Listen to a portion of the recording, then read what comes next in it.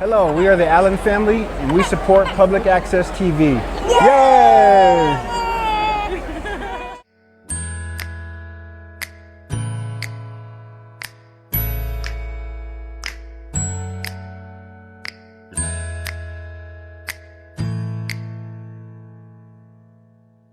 From our studio in Weed, California, this is Inside Siskiyou. Real news, real people, real close. With anchor Shireen Strauss, Sheriff Jeremiah LaRue, and Siskiyou Reviews with Becca Rowell. Hello, Siskiyou County. I'm Sheriff Jeremiah LaRue, and this is your weekly Sheriff's Report. As of July 29th, Thursday evening at approximately 6:30 p.m., the Sheriff's Office has issued another evacuation warning for the Whitney Creek area. This is an evacuation warning for the areas of Juniper Terrace Road and Rising Hill Road in the Mount Shasta Vista subdivision due to a flash flood from Whitney Creek. This warning may be long-term, and it is possible for the glacial runoff to continue.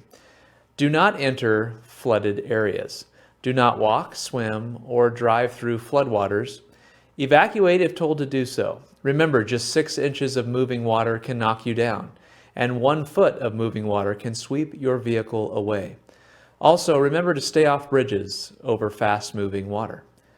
Flooding is a temporary overflow of water onto land that is normally dry. Floods are the most common natural disaster in the United States. Failing to evacuate flooded areas or entering floodwaters can lead to injury or death. Flash floods can continue with no warning. For more information, you can visit ready.gov/floods. Once again, if you haven't done so, sign up for Code Red by visiting the website co.siskiyou.ca.us or by web searching Siskiyou County Code Red Sign Up. Stay safe, happy, and healthy, Siskiyou County. We'll see you next week. Hello, Siskiyou County. I'm Shireen Strauss, and this is your news for the week of Friday, July 30th. First off, if you haven't watched last week's Inside Siskiyou yet, episode 23, we urge you to do so. We featured updates on many towns in Siskiyou County, giving you an overview of what's truly happening in regards to plans and growth. You can watch it and previous episodes for free on video on demand by visiting the SMC website, SiskiyouMediaCouncil.org. A red flag warning and fire weather warning has been issued for Siskiyou County, with thunderstorms in the forecast for today, Friday the 30th, beginning around 2 p.m. and continuing throughout the day until 8 p.m. Obvious concerns are for the possibility of new fires sparking from lightning strikes coupled with only very light rain and winds. Now, an update from the U.S. Forest Service. Firefighters have contained the quarter-acre Post Fire, which is in the Scott Bar area. The Campbell Fire is approximately a quarter acre and is burning in the Marble Mountain Wilderness near Campbell Lake. Due to the fire's inaccessible location, smoke jumpers have been utilized to respond to the fire and are on the scene. The Rush Fire, reported as a single tree burning in the Trinity Alps Wilderness, has resources on the scene as well. Firefighters are on the scene of a 4th fire in the Snow Creek area southeast of Jones Beach. It is reported as a single tree with minimal ground fire. Scattered rains were received in today's storm. A recon flight is planned for tomorrow, Saturday.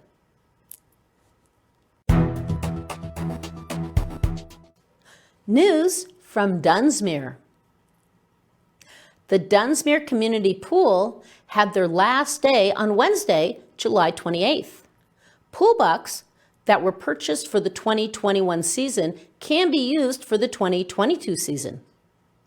Dunsmuir Recreation and Parks District is now recruiting lifeguards for the 2022 season. There will be a pre-screening test on August 19th from 1 to 5 p.m. through the Red Cross. So anyone 15 years or older that is interested, contact the district office at 530-235-4740. In working towards a better emergency system, City Manager Todd Uhas, Brian Shirley of DPAC, along with Stephen Cutting and other concerned citizens, are working together to create an emergency announcement system so the flooding that happened in Germany on July 14th won't happen in Dunsmuir. The ABC report says that the town did not receive adequate warning of the incoming flood because electricity was disabled. Consequently, over 100 people died and just as many are still missing. Stephen Cutting, a local resident of Dunsmuir, suggested the use of solar batteries resulting in no involvement of commercial power. He said, quote, "They are not connected to any landline phone system nor through cell towers, but work through a smartphone that only a few know how to address. There are pre-recorded messages, or if one speaks clearly and slowly, a live message can be given. 2 towers will serve Dunsmuir, one by Myers Plumbing and the other on the corner of Castle and Willow. If they alternate activation, there will not be any serious echo problems," unquote. Brian Shirley of DPAC concurs. Quote, he says, "The experience in Germany shows the importance of early communication. I agree with Stephen that it is important that we move on this issue." City Manager Todd Uhas says that he is investigating if it would make financial sense if all city-owned structures convert to solar with battery storage.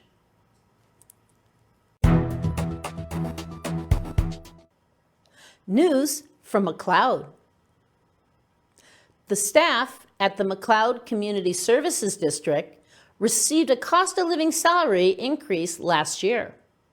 Although Amos Mechabir, the general manager of 2 years, did not receive one at that time. At the last board meeting on July 26, board member Raymond Zanni made the motion for the general manager to receive a cost of living increase, but the motion was voted down with Christine Ritchie and Michael Rourke voting against it, both saying they don't want it to be retroactive.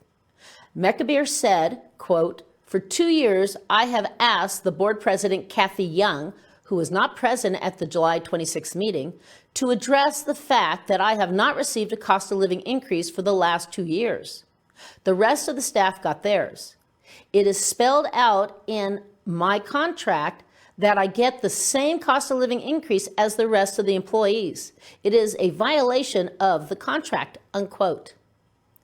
In Section B of the MCSD 2301A General Manager Employment Contract states, quote, "On July 1st of the initial year of the agreement and each year thereafter, the general manager shall be entitled to and shall receive a cost of living salary increase if afforded to the other regular employees of the district as approved by the board," unquote. The McLeod Heritage Junction Museum is now open on Mondays, Wednesdays, Fridays, Saturdays, and Sundays from 11 a.m. to 3 p.m. They are closed on Tuesdays and Thursdays. Come see McLeod's fascinating history up close and say hi to Norman Hitchcock, who is the docent on Wednesdays. They are located on Main Street in the heart of McLeod. Hi, Norman. McLeod's next event, the McLeod Motor the Mountain Car Show, is on Saturday, August 21st. They have over 125 cars already signed up. Go to the McLeod Chamber of Commerce website or their Facebook page for details.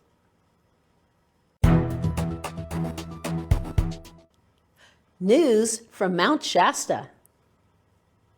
A meteor shower with expected 50 to 100 meteors per hour of varying brightness is expected to light up the skies between now through mid-August.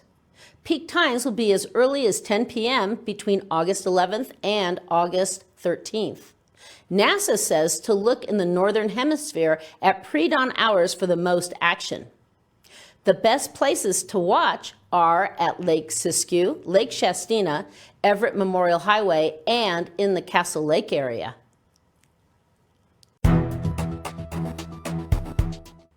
News from Weed. Highway 97 near the Mount Shasta Vista subdivision has been closed this week periodically due to the combination of flooding from the excessive glacier melting into Whitney Creek and barren land from the recent lava fire. Host families are still needed for exchange students. Please open your heart and home to a young person from abroad. Mary Thomas would love to talk to you if you are interested, or if you can recommend another host family, you get $300 if they commit to hosting. Please call or text Mary Thomas at 530-925-2458, or send an email to marythomas@cot.net. News from Wairika. There have been a pair of bald eagles at Greenhorn Park all summer, and Linda Rose Riker has been photographing them frequently and posting them on the Facebook page Greenhorn Park Nature Lovers. Linda says, quote, "Most of the time I see them up on a dead snag above the south side of the lake. A couple times I have seen them sitting on an outcropping down in the lake. The morning I got this shot, the bald eagle was sitting on a pine tree next to the asphalt walkway on the south side of the lake.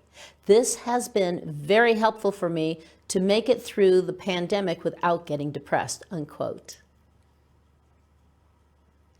To see more of Linda's photos, join the Greenhorn Park Nature Lovers Facebook page. Are you ready to sing your hearts out, Siskiyou County? The Rex Club is back and ready to hear you karaoke the night every Thursday starting at 9 p.m. You must purchase a $1 microphone cover to participate. Come on out and have some fun.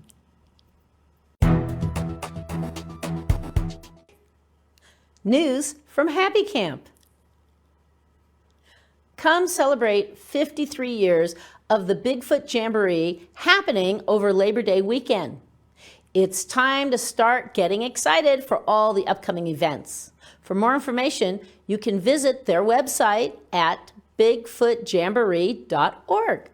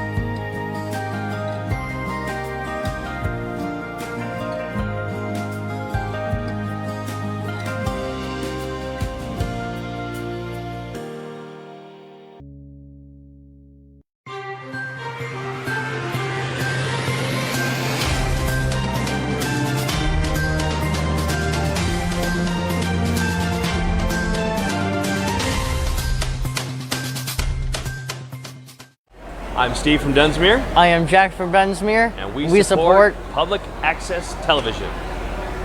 And we love it.